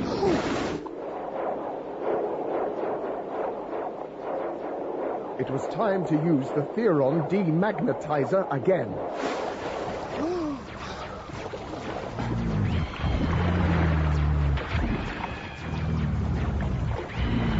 They dropped like stones. They were too busy trying to save the life of the Mekon and themselves to bother much about a lone bike dropping down towards it. Yeah. Sonda, you old beauty! I grabbed the trailing edge of the bike and Sondar steered it ashore.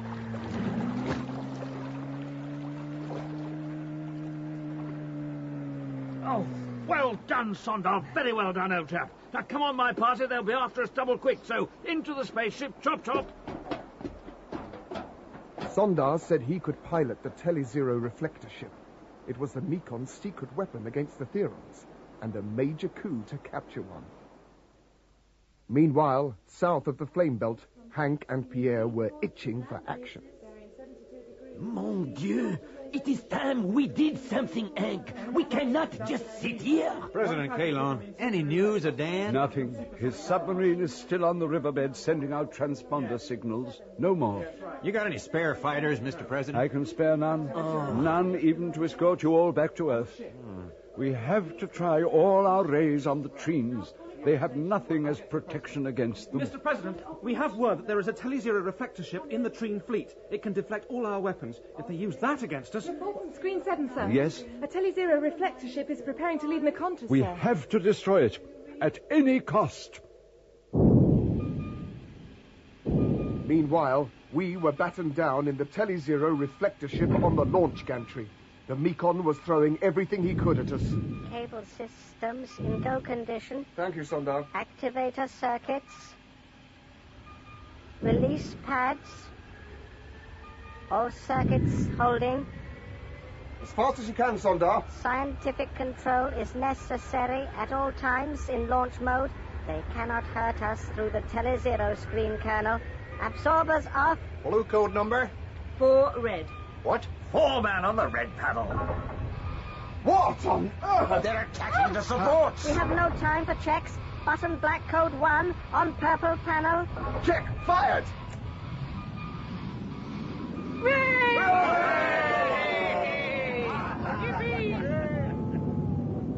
The Mekon continued to pour fire into the space station below us, killing thousands of his own people without a thought. We were happily riding into danger as Sondar boosted speed and shifted our trajectory. So the Telezero beam is powerful? Deadly. Its only weakness is that they need a platform in space from which to reflect it, as it only travels in straight lines. But the Telezero ship, that, gentlemen, is probably indestructible. We are in great danger. Somehow we must blast it out of the sky. Fighters away, sir. Meanwhile, we began to prepare for the attack we knew would come from the trees. They, after all, had the Telezero weapons capable of doing the business. Battle stations, everyone. Best of luck. Do what you can, Sondar. I will. Here they come. Treen fighters dead astern. Pilot Officer Nagel reporting to Theron President. Treen fighters attacking Telezero ship. Treen fighters? Fighting their own people? Pull the other leg. Hey, hold on, no. Here, my friend, are you thinking what I'm thinking? Dan! Right! Dan Dare. Got to be, don't you see? They are fighting to stop their ship leaving, and who would take it? Dan Dare. Come on, then. Come and get it. I'm running out of ammo. Just take one out for me, Sir Hubert. Heating rear section. No leaks. Small panel ripped and buckled. No protection there from Telezero rays. Evasive turn to right. Look, there are planes. Different planes and cruising fast. What are they, Dan? Beyond Squadron 4, approaching target. You have to call them off, sir. For Pete's sake, call off your fighters. I'll do better than that. Control to Fighter Wave 1, President Kalon speaking. Orders cancelled. Reflector ship believed carrying Earthman Dare. Engage and take out Treen fighters. Orders received and understood. Great stuff, Prezi, old boy. I want to take a fighter. Go and bash a few noses. Come with me in the command ship. You beauties! Cheeky devil waggling his wings at us. Keep your mind on the job, boy. The best sight I've seen in a long time. Go for 'em, Theron! Come on, you Lord. Come on, you Therons. Dapon, all right. Is malfunctioning. Don't worry about Automatic me, cutout in Dan. place. Circuit 10 in overdrive. Commander, assist crippled Telezero ship. We will take our occupants on board. Theron Fighter Wave 6, take out any stragglers and then act as rear guard. They're running. The Treens are running. Field Commander Tagore reporting, Omicron. You faulty, unbrained fool. You should have kept a reserve. Get out of here and destroy yourself. Chancellor. Omicron, we have every power source channeled into building up the Telezero power chain. We will blast them, their cities, and their Earth friends to dust before it does them any good. Do it! Meanwhile, in the Theron Space Command vehicle... Where's the Dapon? He stayed in the Telezero ship when we abandoned it. He took over the controls from Sondar. That is so. But he was wounded, badly wounded. Look on screen 2. What is he doing? He's turning the reflector ship. He's realigning it. Oh, no, he can't. Contact him. Make contact. All contact cut. He knows, as we do, that the Telezero ray comes from one source, and he is going to destroy it. But he's such a nice old buffer. Dapon pulled the reflector ship on course and threw the wrecked machine straight at the building housing the Telezero transmitters.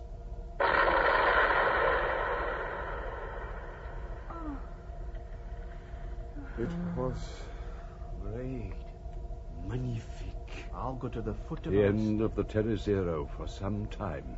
And the end of a very gallant gentleman.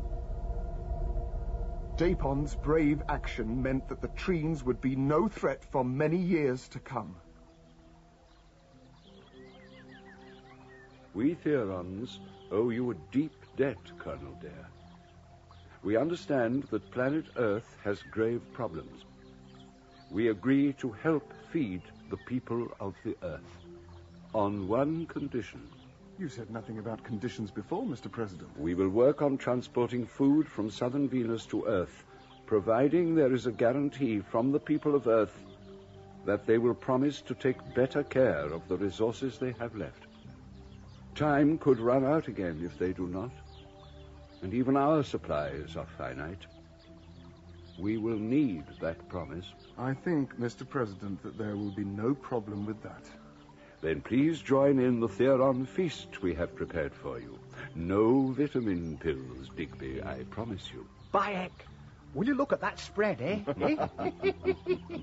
Mr. President, sir, an urgent message from Control.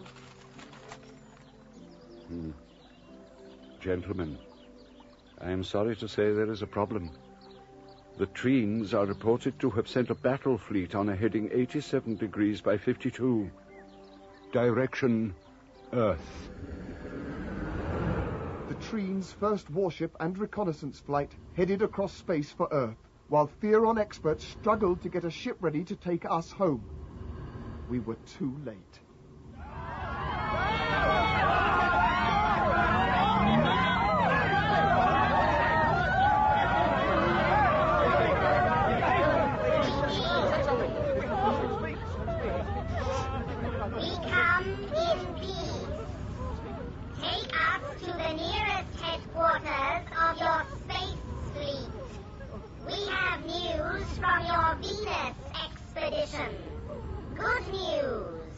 Everyone wanted to believe the Treens. This is the English section of the World News, broadcasting to you on the BBC. The Venusians, who call themselves Treens... Reassuring messages recorded on Venus by the Ranger crew under Captain Dare have been brought by the Treens. The world president is speaking at this historic moment, signing a treaty with our friends from Venus, in which they agree to ferry food and material to Earth as soon as they have set up a receiver station on the moon. And we are broadcasting for the first time the message from Spaceman First Class Digby. Hey, the Treens are a grand lot. We are in an oxygen room in a fine hospital looking out over a beach. It reminds me of our hotel room on that holiday we had in Sunnymouth, Aunt Anastasia. Do you remember? What? In May, wasn't it? Eh? That's it. May Day Sunnymouth. What? It is like Sunnymouth here. Fiddlesticks. By heck. Phone. Give us the phone. Police? That message from Digby in space. Poppycock. I want a word with the chief. Young man, I can have you out of your job in the time to say night. Now, jump to it, Sonny Jim, or else. He didn't know Aunt Anastasia, nor did the people at Space Fleet HQ. Who on earth? Aircraftman Digby's auntie. You the manager? I am Colonel O'Reilly, Supreme Commander. The message from my Albert was a fake, was a warning. The Treens, or whoever they are deceiving you. Now, madam, I hardly think you can know. I brought Albert Fitzwilliam Digby up from the age of 5. He was only once in Sunnymouth, in October, not May, and he hates the place like poison. Have a newspaper cutting will tell you why here. Mistaken identity, Albert Fitzwilliam Digby of West Bank, Wigan, released from custody, held for a week as man police have been searching for. Suspect in the Hammersmith murder. He was in prison, accused of murder all the time he was in Sunnymouth. Wrongfully. And not May either. All wrong. A warning of some sort. May? May Day, he said. May Day. May Day is the international call sign for emergency. Sunnymouth. Wrongfully imprisoned. You're right. I know I'm right. Albert Fitzwilliam Digby is no fool. He knew I'd sort it out. Get me the PM. And a detachment of the International SAS to be put on full alert. This is Dan Dare calling Earth. This is Dare calling Earth. Are you receiving me? Over. Oh, you, Stig. You'll just have to try and speed this old ship up somehow. No chance of that, sir. Dan Dare, What's that? this Huh? is Listen, what? World President speaking. We have just eliminated the Treen menace. Eh? Thanks to you and your man Digby. Hey! Congratulate him on his warning. All a huge debt. Thank you. Thank you, Mr. President. Over and out. Digby, we have done it. Aye, good old Auntie Stacy. Oh, forget it. And the Theorons will help feed the Earth. Great work. I think we might say mission accomplished, sir. Goodbye, Mekon. Hello, Earth. Oh, I know what I fancy, sir. I know too, Dig. Fish and chips and a nice long sleep.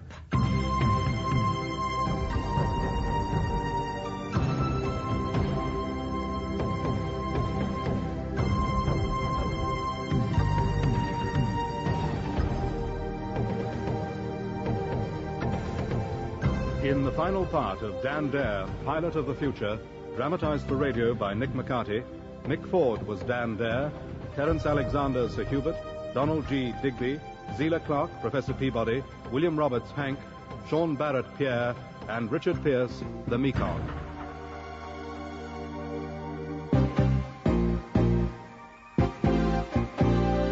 David Googe was Sondar, David King Dapon, Brian Miller Ertag, John Moffat Kalon, Margaret Courtney Aunt Anastasia. Other parts were played by Vincent Brimble, Tara Dominic, Andrew Downer, Elizabeth Mansfield, Dale Rapley, and Danny Schiller.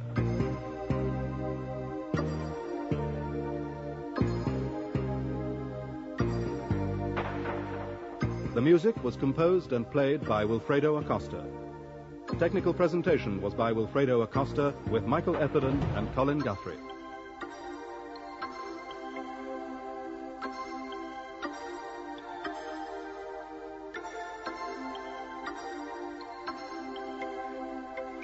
Dan Dare was directed by Glyn Dearman.